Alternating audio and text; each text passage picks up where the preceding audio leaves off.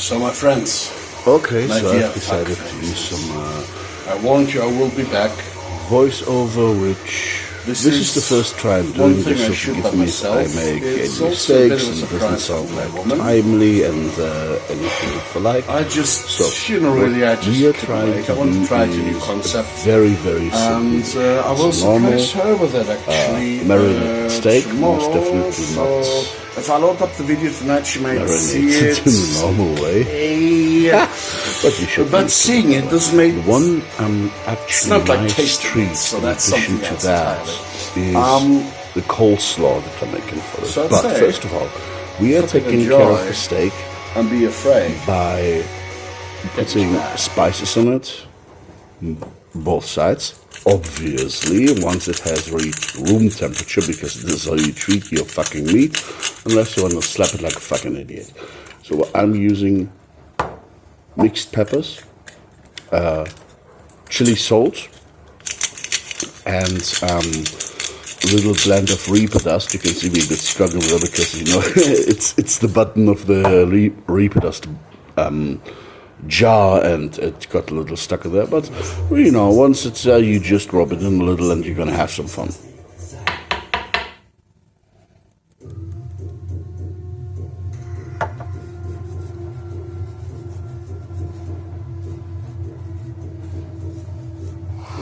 Okay, now, the first part to do the actual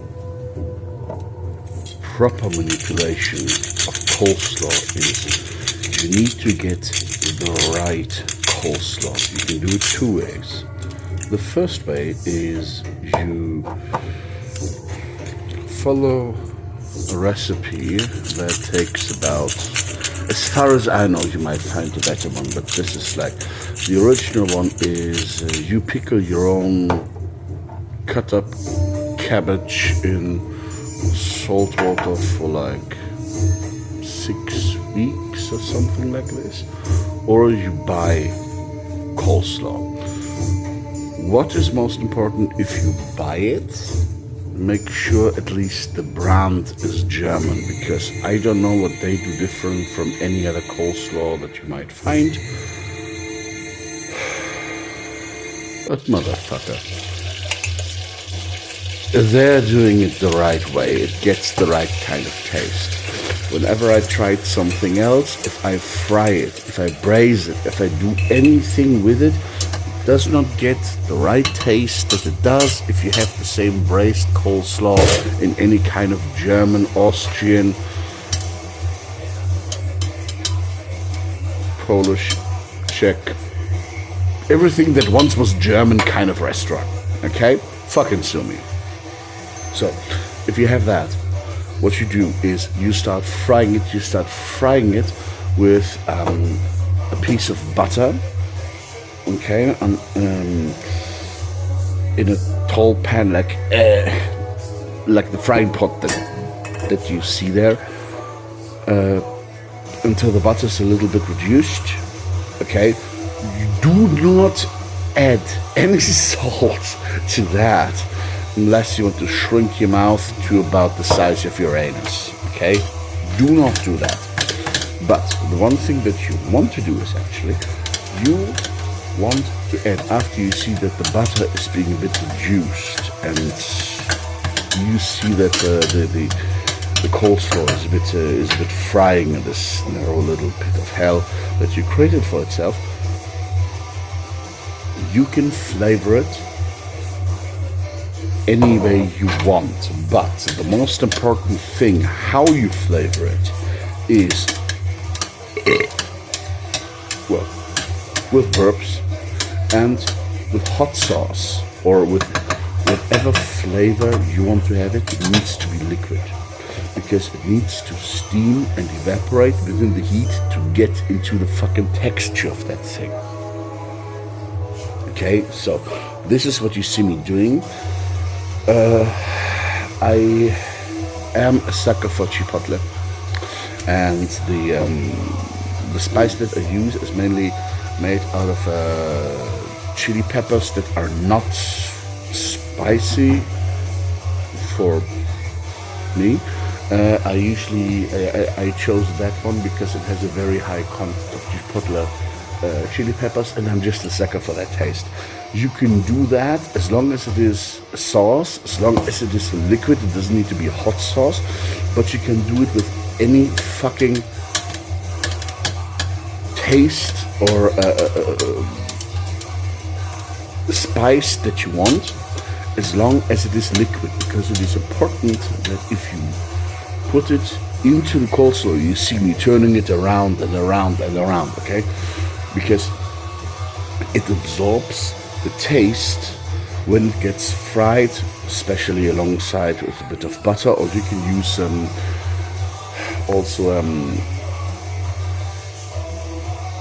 certain kinds of olive oil that are infused with certain kind of tastes. The main thing is this coleslaw, since it is already pickled, if you fry it that way in this narrow kind of pan that you usually would be using for making, let's say, sauces or rice or something like this, the fumes of every liquid that evaporates in there, the coleslaw takes it up, okay?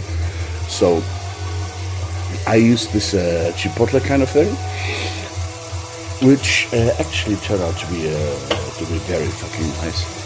And then, of course, you make the steak.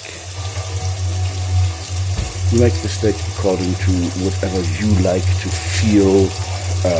If you want well done, chou-sole, if you want it medium rare, bloody French, it doesn't matter. But one thing does matter: if you want the meat to be proper succulent and nice, first of all, you want it to be room temperature. Second of all, once it is room temperature, you want to have it properly spiced, the way you see it in the video. I think I already commented on that. I think you know which kind of spices I used. You need to massage them in a little bit so it gets into the texture of the meat. I hope that doesn't sound too gay. Let it rest for, I think, at least like some nice 5 minutes, so somehow the juices of the meat and the spices, they get soaked into, and it just tastes better. Shit. You use your own time on frying it on both sides, because there's a fucking time scale of the thickness of the meat and the way you want it to be done. I'm not telling you how to do that, motherfucker. Google it. I don't know how you like your meat. That also sounds very gay. But there's one thing: if you want it to be really, really succulent, nice, crispy on the outside, almost creamy on the inside, beautifully done, you braise it with, the right way to do it, you baste it with butter. Of course, my preferable way, or my preferable butter is a gute deutsche Marken butter. Butter from Germany. I use about 10 grams per steak. The steak is around about 300 grams. This is about the proportion you want to take, so to speak. So once one side is done according to the time of what you want your steak to be made, you turn it around. This is where you put your butter, first of all, on top of it, see how it melts a little bit, then you put it around and everything, and you baste it, take your spoon, do the dirty work. I think you know more or less how it's being done. The result is you manage to get every decent piece of meat to be in a beautiful crisp, and still it is so tender that it is fucking insane. Go fuck yourself. Just fast on both sides. And here's one thing: if you taste you say the juice, like some people say the fat, but no, it's only actually fat if you use a fatty piece of meat and you render it, or if you use a humongous amount of oil, which you never should, or you use more butter than you should be. You see there's the residue in the pan, and this is always that way. But if you use the right amount, you will see that there's still left of the residue, okay? You can always use that as a juice to keep the meat juicy while it is resting, because it needs to rest at the same time then you cook it, because when you take it out of the pan, the meat is still cooking because of the heat that you inflict. The proteins are still there. So if you want it to be juicy, before you serve it, take a nice that, and it is just fucking succulently perfect.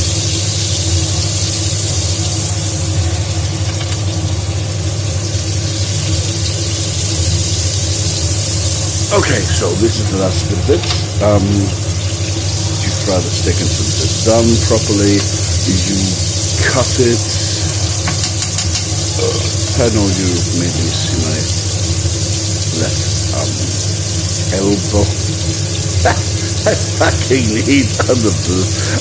need to work on the bloody angle. I know that, but remember, I shoot this video alone, so. This is a bit of a disadvantage, but fair enough. You know, you cut it if you want to be fancy. You cut it with an angle. It doesn't really matter. I'll show you how the steak looks like once it is done, and you fucking plate it. It's easy to plate it. Shit. Okay.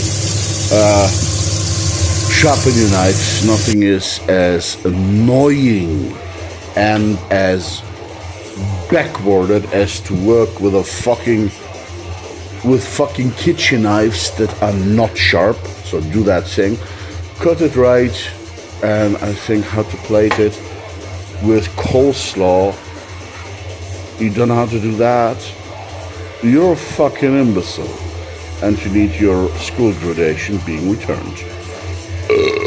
So that was the Drunken Chef. Fucking enjoy yourself.